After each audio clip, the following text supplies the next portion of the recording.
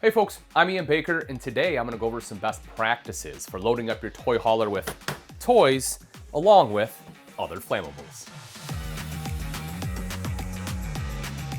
First off, something you should always check in every RV before you start your trip is your fire extinguisher. Obviously, this is that much more important when you're hauling around flammables like gasoline and oil. So what you'll want to do, there's a couple different types. One of them will be just like this, where you have a gauge. You just want to make sure that it is in the green. You also may have a test button. You can push that test button to see if it pops back up to make sure that it is charged where it needs to be.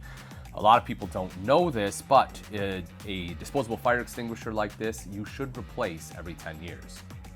Another quick safety check to go along with the fire extinguisher is checking your smoke detector as well as your carbon monoxide and propane detector to ensure they're working before your trip.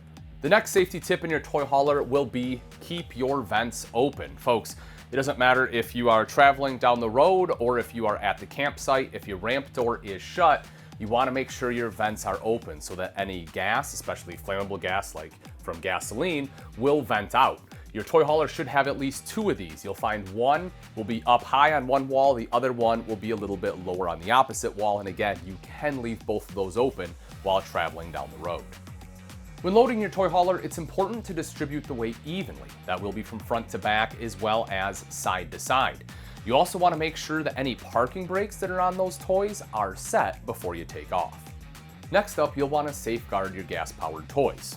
Ideally, especially if you're traveling long distances, it's best to drain the fuel tank. However, I know that that's not always possible, so you can travel with fuel in the tank, but you have to understand that does come along with some additional possible risks. Make sure to consult the owner's manual for proper procedures on disconnecting fuel valves and vent caps for your specific toys before transporting them with fuel in the tanks.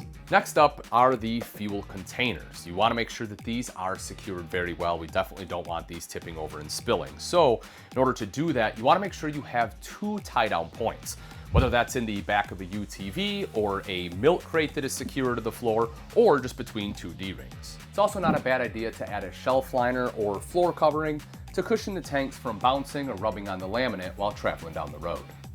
When tying down fuel containers, you will again want to make sure you have 2 points of connection, and then you will simply go underneath the handle. Once you have it tightened up, give it a good shake, make sure it's not going anywhere. With the gas canisters, you don't necessarily need ratchet straps, especially if you have a plastic container. A cam lock will do just fine. Another good safety tip is to have a bin for soiled items. Unfortunately, gas and oil spills do happen. So any rags you use to clean up that spill, you want to put in a covered metal bin until you get to a place where you can perform a deep clean. When it comes to tying down your motorized toys, it is important that you use ratchet straps for a couple different reasons. Obviously, bungees just aren't going to work. Rope can stretch, and it's going to rely on your knot tying skills.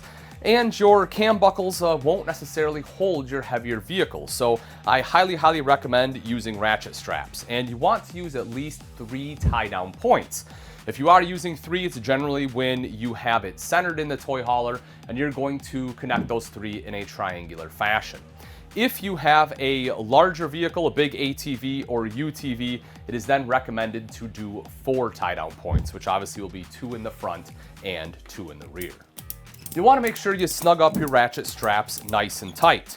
The wheels on your motorized ATV or motorcycle, whatever you may have tied down, should look like they are carrying some weight.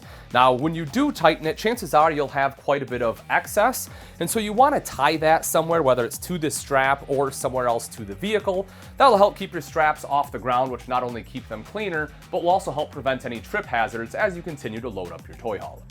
The last little tidbit is just to give everything a shake test. You want to shake it nice and vigorously, again, to ensure that nothing is going to move. After that, you should be good to go. I recommend after about a half hour or hour or so going down the road, you pull over, come to the back, and double check your work. If you have anything that's loose, you want to retighten that, or if necessary, reposition your straps to make sure that everything is tied down appropriately. And then if you're going on long trips, probably every 2 or 3 hours, maybe if you have to stop for a snack or to use the bathroom, it's probably a good time just to come on back and double and triple check. And folks, that's really all there is to it to make sure that you are being safe while traveling with flammables or toys in your toy hauler. If you appreciate these tips, make sure you hit that like button and also subscribe to the channel so you can see more how-to and troubleshooting tips. Thanks again for joining me, folks. My name is Ian Baker, and until next time, we'll see you.